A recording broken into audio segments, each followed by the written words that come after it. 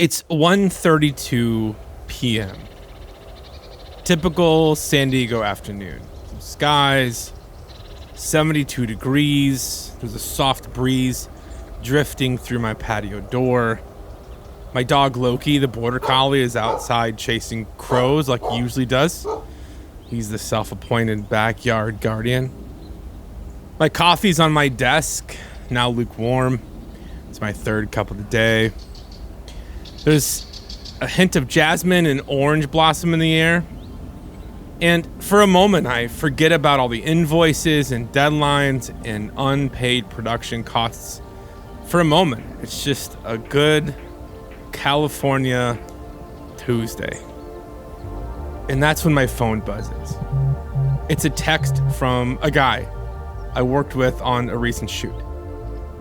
He said this: "Hey, just saw the campaign went live. Did you know that?" Everything in my body changed. And I froze. That's the shoot. The one that I delivered several months ago. The one that hasn't been paid for yet. Yeah, that one. It's published. It's live. It's on the site. The client is using the work, cashing in on it, while my invoice is still sitting in digital purgatory, somewhere between processing and forgotten.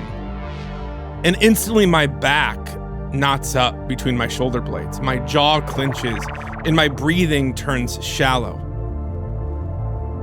I open my mail and start typing. It's not rage email, not quite. It's more controlled. It's precise. It's sharp enough to make a point without drawing blood. And I read it back once. I make some changes. I read it again. The email is professional, but unmistakably pissed. It's the kind of email that makes HR departments forward it up the chain instantly. Subject line: immediate payment required. Contract violation. And then I scroll back through the email threads. There's polite follow-ups. There's the original invoice. There's the second invoice that I sent them, and the third reminder, and then the fourth reminder, and then there's the proof of delivery. All of it documented. Then I open up their website again, and there it is. All of our work, photos and videos already live. Open up their social feeds, all posted, already in use, and not a single goddamn cent in my account. And my finger hovers over the send button like it's a trigger. And I pause, just long enough to pretend that I'm being thoughtful, that I considered the consequences, that I, quote, stayed calm. And then I click. And for the next 30 minutes, I felt incredible. I felt righteous, justified, electric, like I finally stood up for myself after 100 times of letting things slide. I pace the kitchen. I pour myself a cocktail that I don't need. I screenshot the email and I text it to a few photographer friends of mine. The replies, they come in fast. "Hell yeah," one said. "You're totally right." "Finally, somebody puts them in their place," another said. They're hyping me up like I just gave some sort of TED talk on setting boundaries. And part of me eats it up, you know? I feel like the protagonist in a revenge movie where the quiet guy finally snaps. Cue the applause. Cue the slow motion walk away from the explosion. And then my phone rings. My name is Patrick Four. This is the Terrible Photographer Podcast. Today's episode 20, is called The Wrong Target, when the rage feels right until it doesn't.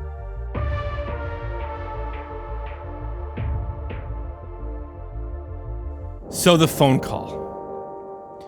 My phone rings, and there's his name. It's the client.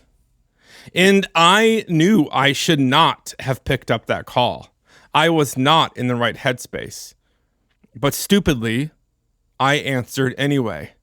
Because some delusional part of me thought that this was my hero moment, that I would say the perfect thing and they would crumble into apology, that justice would be served. But what happened next was not justice. It was rage. It was pure, unfiltered, months of financial stress rage. It was measured, it was articulate rage, but rage all the same. Look, I just didn't burn that bridge. I dropped a bomb on it and then pissed in the ashes. And as I hung up, part of me felt victorious. But there is another part, another quiet part that hasn't stopped thinking about it since. The timeline was complex. I delivered the work months earlier. It was a campaign shoot. It was complicated. It was production heavy. It was a ton of moving pieces. And this was the final invoice, the largest invoice. 30 days came and went, no payment, no explanation. And I felt like the ignored girlfriend who just wanted an answer.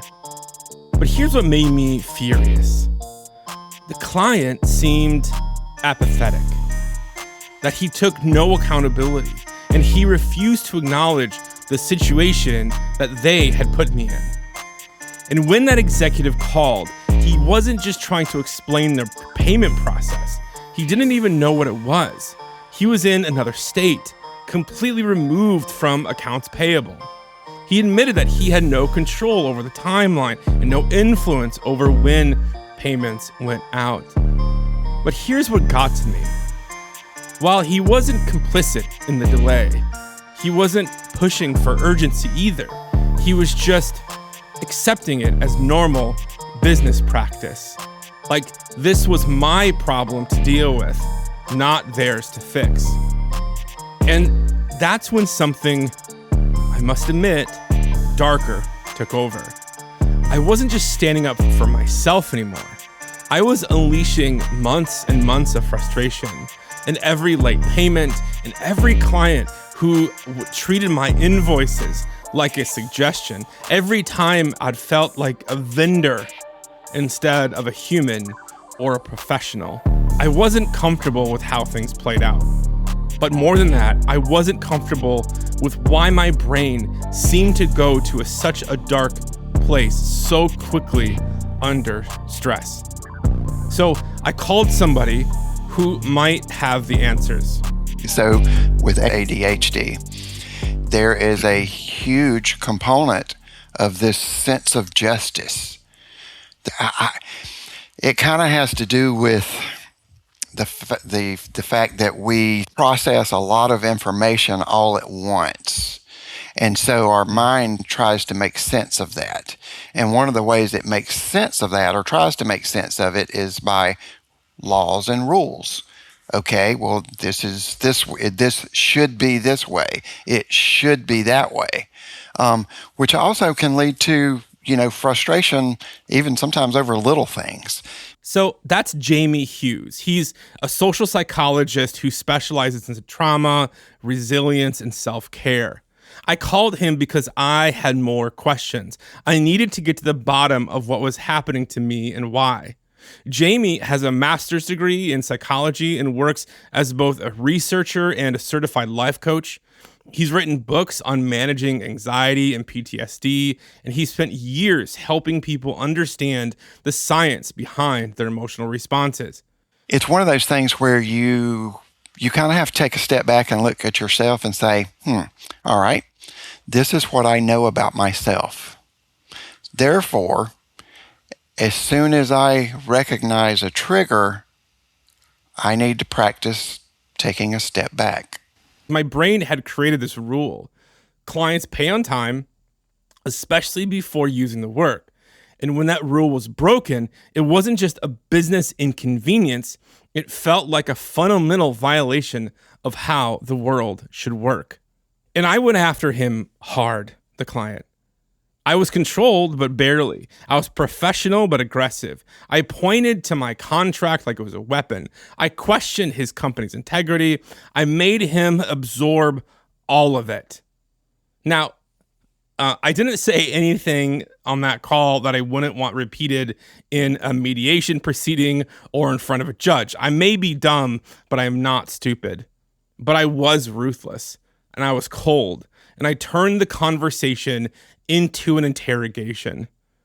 This wasn't some righteous Aaron Sorkin moment. There was no applause breaks, just me standing alone in my kitchen, feeling like a giant fucking asshole. And here's a fundamental question that I just kept coming back to. Why did part of me enjoy it? When I was in that moment, when I was laying into them, I felt this rush, this feeling of excitement, and it bothered me. And I must admit, I wondered, is there something wrong with me? Is this pointing to a larger issue in my brain? Because there's this weird emotional cocktail happening. There was rage, yes. Anxiety, absolutely. But also satisfaction. The internal pop of, finally, I get to be angry. Because here's what I've realized about myself. I spend so much energy, especially in my business, being agreeable, being the easy photographer to work with, being understanding when things don't go according to plan. So many times there isn't an outlet for that frustration. So what do? You internalize it, you swallow it, and then you move on. And I can physically feel what happens to my body when situations like this arise. It happens the same way. My back tightens, my breathing gets shallow, and there's this ache in my shoulders, like I'm bracing for impact. I've had this as long as I can remember, so I asked Jamie what the hell is going on. That is the HPA axis, the hypothalamus pituitary adrenal axis. So it's a communication network that runs your flight or freeze system in your body. So when you have that frustration, it starts pumping adrenaline and cortisol through your system. And so it literally, it's almost the same. Well, it is the same response. It's just not as quite dialed up as people that have like social anxiety and start to have a panic attack. So for the frustration part, you go from like a 2 or a 3 and dial it up to like a 6, in a millisecond. And a person that's having a panic attack, theirs is dialed up to a 9 or a 10 in a millisecond. Same response in your body, just a little bit less. So you're probably not like flying off the handle and, running out of the building and things like that. But in your body, yes, that's because all those hormones and neurotransmitters are starting to activate. So you literally feel tense and flushed and, that's that fight or flight response. And how rarely we get permission to let that out, especially as professionals, especially as men, especially as people pleasers who've built careers on being accommodating. And I want to be clear, this isn't something that happens all the time. This was the first time that I lost control with a client like this, and I really want it to be the last. But I cannot pretend that it did not feel good in the moment, and that kind of scared me. So I started digging. I needed to understand what happened to me that day. What I found in the research was both disturbing and oddly comforting. Turns out when your brain perceives injustice, either real or imagined, it floods your system with stress hormones like cortisol and adrenaline. That physical pain I felt, the back tension, that shallow breathing, that's your musculoskeletal system responding to a perceived threat. My body was literally preparing for battle. But here's the fucked up part. That adrenaline rush triggers a dopamine response. My brain was chemically rewarding me for being aggressive. That satisfaction I felt wasn't some moral failing. It was neurochemistry. My reward system was lighting up like a Christmas tree saying, hey, that felt good. Let's do it again. And I had to ask Jamie about this because it was a burning question. It always has been a burning question. Why does this feel so good to be angry sometimes? Part of that is that sense of justice. And part of it could be that there have been times in your past, probably all the way back to childhood, where you may have felt powerless in some situations. Could have been from situations in the home, could have been from some type of bullying, could have been rejection from somebody. You liked a girl in middle school and, you were like, oh, I want to ask her out because she's so pretty and blah, blah, blah. And she's like laughing at you with her friends. There's that sense of rejection. So it could be almost anything from the past. And our minds and our bodies remember those feelings. Even if you're not consciously remembering that event or events, your body remembers those feelings. So when something like this comes up, so now your body's triggered into these emotions, to this physiological response, and that's what's there. It's kind of what's beneath the surface. And I think Jamie nails it here. There have been times that I felt powerless, times that I couldn't speak up, couldn't fight back. I had to swallow my frustration and just take it.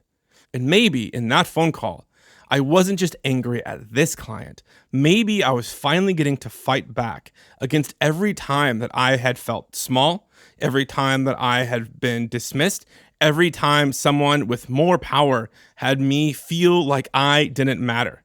And that satisfaction I felt wasn't just about standing up for myself in that particular situation. It was finally getting to be powerful after potentially years of feeling powerless. And that's even more unsettling than the original anger, because it means I turned this poor creative director into a stand-in for everyone who had ever made me feel less than. He became the face of every boss who had talked down to me, every client who made me feel disposable, every situation where I'd walked away wishing that I had said something different. And that guilt that followed, apparently that's pretty normal too. Research shows that guilt, unlike shame, actually indicates a relatively healthy moral compass. It means my rational mind recognized that my actions didn't align with my values. Jamie explains it this way. Especially if you're not narcissistic. And this is one of the distinctions between people that are narcissistic and just have this huge ego. They don't feel bad about shit. They, treat people like crap all the time. Good news, actually. So, yeah. So that's good news. Right. Not and narcissistic. I'm writing that down. Right. And that's why I was asking you about the apology, because if you didn't feel any guilt over it and you were just like, yeah, I was totally in the right. So I may have been harsh, but so what? Yeah, then there's nothing to work with there. But all you can do is manage yourself and be true to yourself. And if you're feeling guilt over something, then just take a step back and say, okay, here's why I'm feeling guilty, because I recognize that I was a little too harsh. And especially that one statement, I probably shouldn't have said that. And knowing this doesn't change what I did. If anything, it makes it more unsettling, because now I understand the machinery behind it. The next time I feel that cortisol spike, that dopamine hit, calling me to be the hero of my own story, I know what's happening. Whether I choose a different path, that's the real test.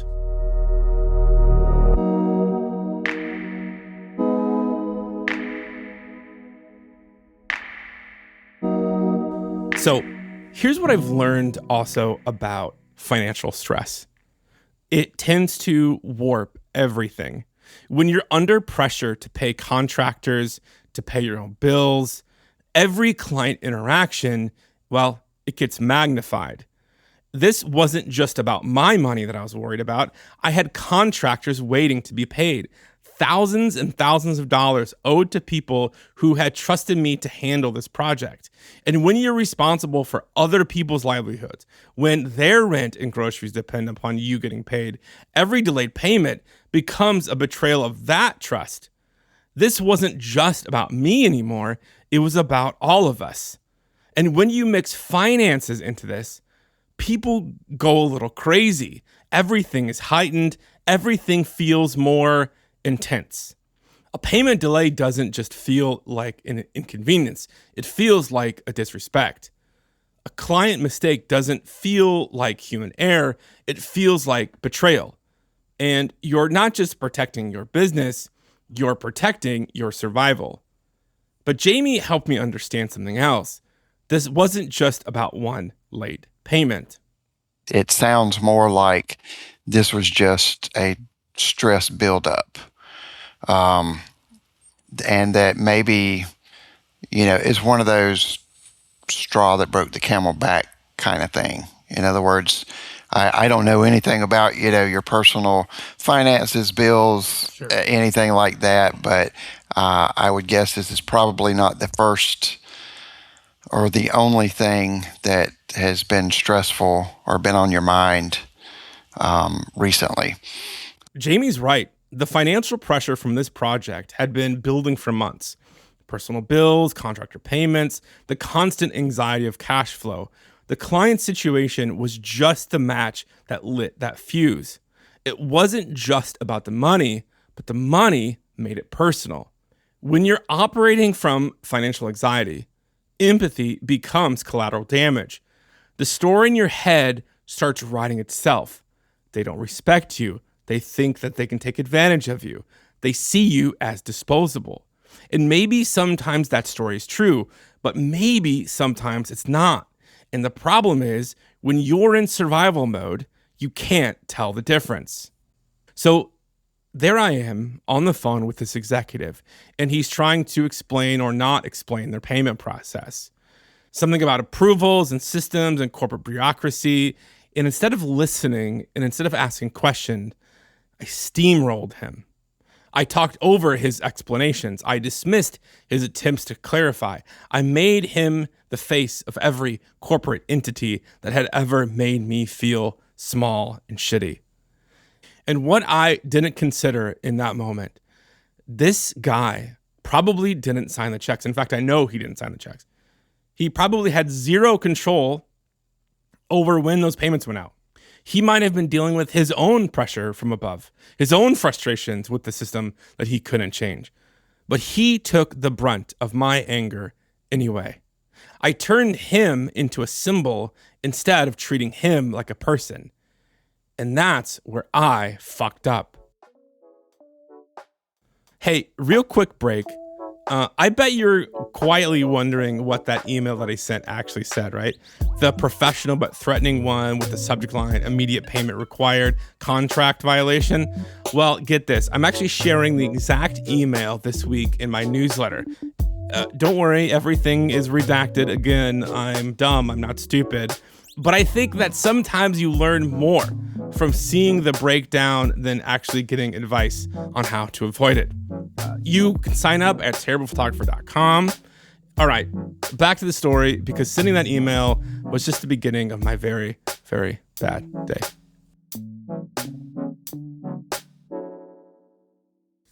So 3 days later, on the deadline that I established to them, the payment came through. Full amount, no questions asked. And that's when the guilt really started to settle in. And it hasn't left since. Because suddenly I had to sit with the possibility that my nuclear reaction might have been a little disproportionate. Not wrong. They were still well over 30 days late. They were still using my work without payment, and that's unprofessional as hell. But maybe it didn't require the level of intensity that I brought to it. So I asked Jamie about this. Why does anger crash so hard into guilt? Guilt is one of those things where it's not like a core emotion. It's not like anger, sorrow, things like that. It's a processing emotion. So your mind's trying to tell you something. So when you ask why, you can generally answer it. Just keep asking why. Why would I do that? Why would I feel that? Why? Sort of take it from a third-person perspective. And when I asked myself why I felt guilty, the answer was clear. Because I recognized that I was a little too harsh, to say the least. I brought a machine gun to a knife fight. I probably should not have said, actually, I know I should not have said some of the things that I said. Because I aimed my frustration at someone who didn't deserve the full force of it. So the guilt, as uncomfortable as it is, it actually means something. It means something good, I think. It means that I still have a moral compass that's still working. So a few days after the phone call, as I'm still dealing with this guilt, I have this conversation with a veteran commercial photographer, someone who's been in the industry for decades. And he told me something quite disturbing, quite unfortunate. He told me that late payments from big corporations like this are way more common than I thought. He said this: I have major clients who are regularly 60, 90 days plus out. They still use the work. It's just how it works. He told me a story how one day he was walking down the road in Los Angeles and he looked up to a billboard and he saw one of his images. And he was like, wait a minute, I didn't get paid for that work. So as you can imagine, this conversation with him made my guilt even worse.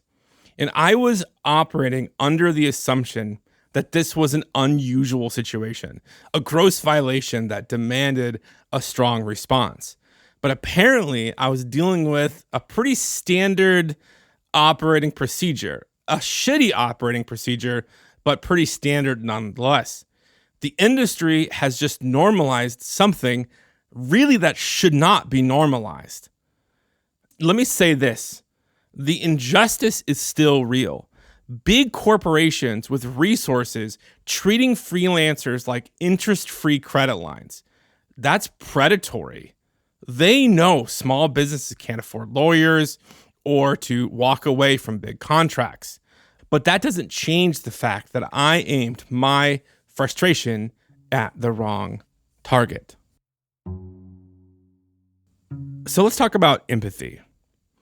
Real empathy isn't about being nice. It isn't about letting people walk all over you or accepting bad behavior because someone might be having a hard day. Empathy is more like pattern recognition. It's asking, what pressure might this person be under that I can't see? What part of this situation is beyond their control? It's Sherlock Holmes level observation. You see, but do you observe? When that executive was trying to explain or not explain their payment process, what if I would have listened? What if I would have been more curious? What if I would have asked more questions instead of making accusations? What if I would have been more solutions focused? What if I would have directed my frustration at the system instead of the person that was caught up in it? And I don't know if it would have changed the outcome, but I do know it would have changed me. Because here's what I'm learning.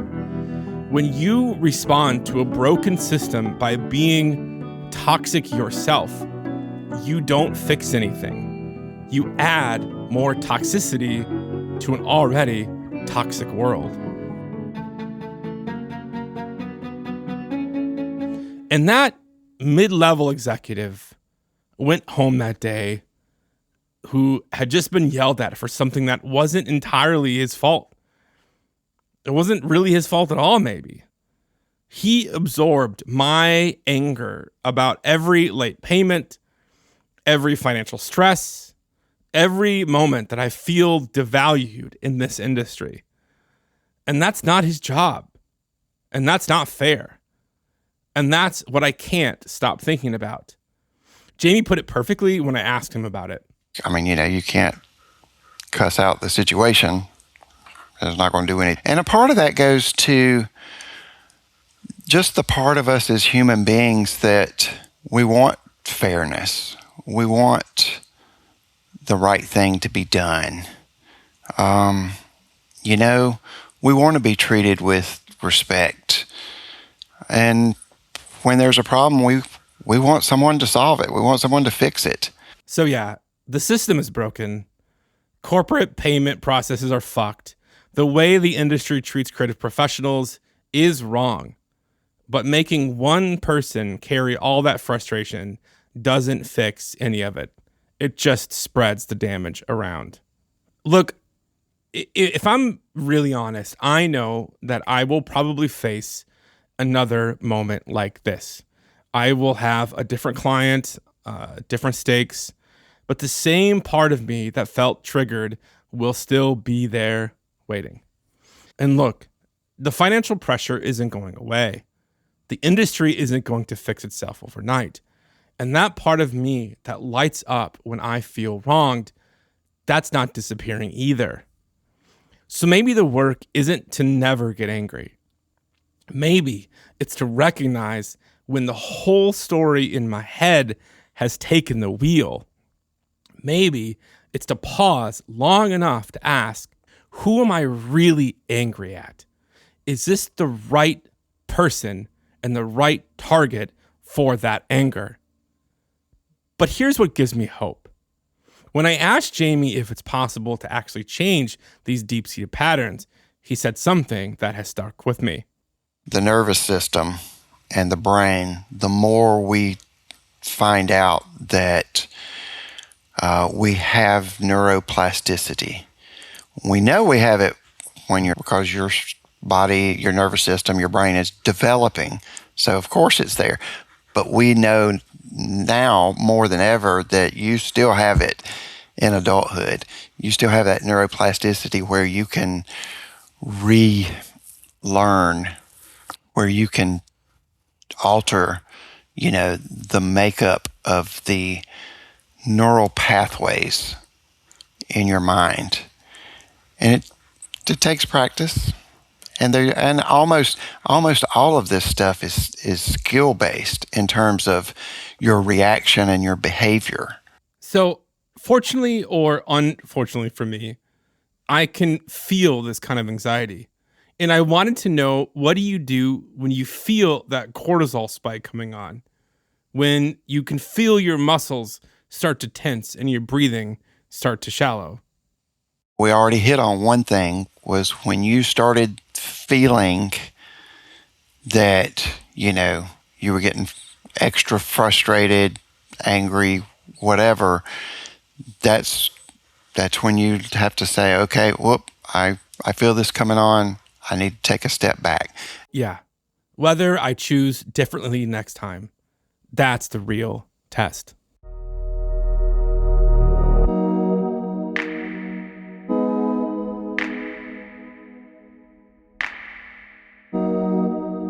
So what now? That's the big question, right?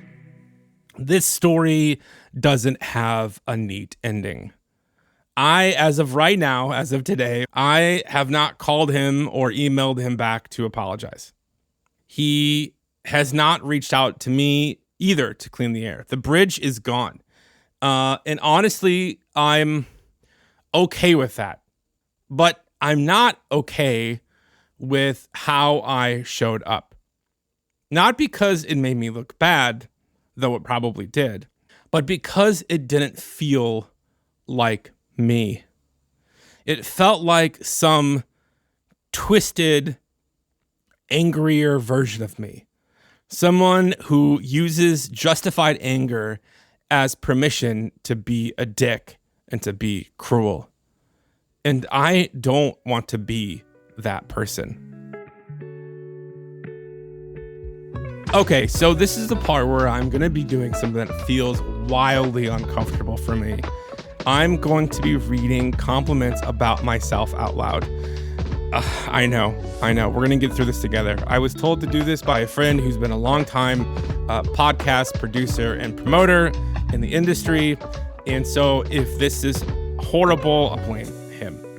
I know. This is usually the part in the podcast where somebody says, if you're loving the show, don't forget to like and subscribe. But here's the deal. Reviews actually do help more people find the show. So I'm going to read a few, partly because they actually mean a hell of a lot to me. And partly because my imposter syndrome needs proof that at least a few people are listening. I'm going to read a few recent ones that stand out. This one was from Carrie Beth 000. She says this, delightfully terrible. I love the podcast because it's different. It's not a get-rich-quick roadmap. It's not about using the best gear. It's insightful, contemplative, somewhat historical, and yes, charmingly cynical. Honestly, if I ever needed a dating profile bio, I really hope that I don't. This is it. It's insightful, contemplative, and charmingly cynical. That's going on a tote bag. This is another listener, LC Photo G116. Every episode leads me to dig deep and really think about why when I look through my camera's viewfinder. And I love this one because that's exactly what I hope this podcast does. If I can get someone to stop doom scrolling presets and start asking deeper questions, then I feel like I've done my job. Kind of, maybe. So if you've been listening and you haven't left a review yet, please do. Even if it's 5 stars, include the phrase charmingly cynical. I love that. That's actually going on a t-shirt. It helps the podcast reach more people. And honestly, it just makes my day. And if your review roasts me a little, even better. And who knows, you might hear it on a future podcast. Okay, let's go back to the show. Okay, so this week, if you feel that spark of anger rising, I want you to ask yourself, what is this trying to protect? What am I afraid of losing? And most importantly, who am I really angry at? Then ask some questions about the person in front of you. The system might be broken. The situation might be genuinely unfair, but the person that you're talking to might feel just as trapped in it as you are. And that's not an excuse for bad behavior. It's not a reason to accept being taken advantage of. It's just a reminder that sometimes the enemy isn't the person across from you. It's the circumstances that put both of you in an impossible situation. But I also want to be honest about something else. This was my first time losing control with a client like this. For me, it was an anomaly that I can learn from. But Jamie pointed out something important about when this kind of reaction might need more support. So be honest with yourself. Be introspective. So just sit down and think, okay, is this normal for me? Is this a repetitive behavior? Has it happened before? And don't make excuses. If you start making excuses, well, it happened last time because she did this or he did it. No, that's not what we're asking. We're only asking, is it repetitive? Has it happened before? If it has, if you realize that this is something that's a common or somewhat common occurrence, that's a good indication of a time to talk to a therapist because there's some underlying issue. And look, and if you recognize yourself in this story, if this kind of reaction happens more than once in a blue moon, maybe it's time to talk to someone who can help you figure out what's underneath. Not just the surface level anger, but the survival instinct behind it, the fear, the grief, the old stories that still drive your reactions like they're riding shotgun with a map and no seatbelt. And if you've burned a bridge that you wish you hadn't, if you had said something that you can't unsay, if you had slammed the door you meant to close gently, I would love to hear your story. Not to fix it, not to absolve you, just to witness it and to walk alongside you. Because sometimes that's what empathy actually looks like. I want to give a huge thank you to Jamie Hughes for helping me untangle the myths in this episode. You can follow him on his Instagram @managingmentalhealth, or check out his work and resources on his website, he's got more wisdom and science and straight talk than most people with 4 letters after their name. So check out the show notes for more info about Jamie and how you can connect with him. And if this episode hits something with you, guilt, grief, reaction, whatever it is, shoot me an email, patrick@terriblephotographer.com. I respond to every single email. I hear you, I'm listening, and hey, maybe the next time we feel that familiar fire rising within us, we can pause long enough to ask, is this the right fight? Is this the right target? Is this who I want to be on the other side of it? So, we'll see you next Tuesday. Until then, stay curious, stay courageous, and yeah, stay terrible.